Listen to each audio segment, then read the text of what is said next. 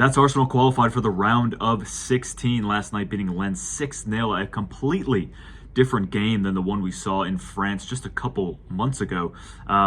Completely one-sided. I mean, absolute domination. 4 goals in 14 minutes from the Arsenal last night. You thought when the first, when the fixtures came out, you looked at sides like Lens and Sevilla, and you thought, look, we're going to be up for it here. A somewhat difficult group, but, in the back of my head, I'm thinking, look, Arsenal must be top of this group. Doesn't matter how long they've been out of the Champions League, the quality that this team has, and I think the size of the club, you figure, they must finish top of this group, if they have any hopes of going any further. And that's what I said, in a couple videos prior to making this one, in the Champions League videos, is that, I'm not expecting Arsenal to go on and win the Champions League, but I would like to get further than the round of 16 for once. I mean, it's been 7 years since we've been out of it, but even when we were in the Champions League, I've been having flashbacks from that Monaco game for years. And, I think that's the standard of this club, is that you need to every season get a little bit better. And, no European football as of late, no Champions League football, and why not set a standard this year of pushing yourself as far as you can? And for me, getting past the round of 16 when you dominate your group like Arsenal has, I don't think there's any excuse not to do that. So yeah, Arsenal's 100th Champions League win last night, as it happened to be, and it was an absolutely fantastic one at that. Let's just talk about Tomiyasu real quick. Just starting with a couple players. He was brilliant last night, wasn't he? He was really, really solid. Always good defensively, Tomiyasu. You can always trust him. I'm just thinking back to the Man City game. Maybe not always. 99% of the time you can trust Tomiyasu. And that long ball to Gabriel Martinelli. When I first saw it, it almost looked like he botched a clearance, and of course it was intentional. It was just a perfect ball, sort of like a ball that you would see from Raya or from Ramsdale, seeking out Martinelli. And the run he went on to make, I think that either led to Martinelli's goal or that led to Saka's goal. I can't quite remember, but the ball itself was brilliant. Tomiyasu was fantastic. Could have been man of the match if it wasn't for so many goals that we scored last night. Just brilliant from him. So reliable, Tomiyasu. Havertz getting on the score sheet again. I predicted that he would score. And those little goals, you have to be there to score goals like that. The little tap-ins, you have to know where to be. I'm sure he works on it every single day in training. Really happy for Havertz to get that goal. That confidence is rising. I thought he was really good. One of the best games, I think, from Havertz last night. The way he moved, the way he looked very confident. He looked quick. He looked direct. He looked like he was moving with meaning, and he wasn't just sort of prancing around. Sort of, I've called him Bambi before, the way he sort of, he's got this skinny figure, tall guy, almost like a baby giraffe. But last night he was anything but that. He looked really good. I'm hoping that's a sign of things to come.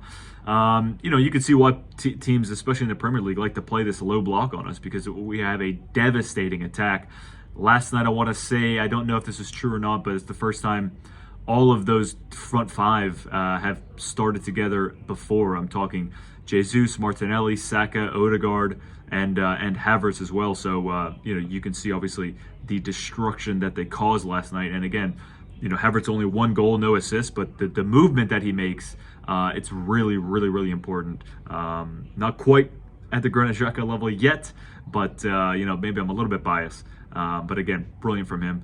All around fantastic. The standard should be win 6-0, or we expect to win 6-0 every game, but the standard should be dominating games like that. I think this season it hasn't quite been like that. When you look at last season, the run that we got off on, okay, we're the top of the league right now, but not as by many points.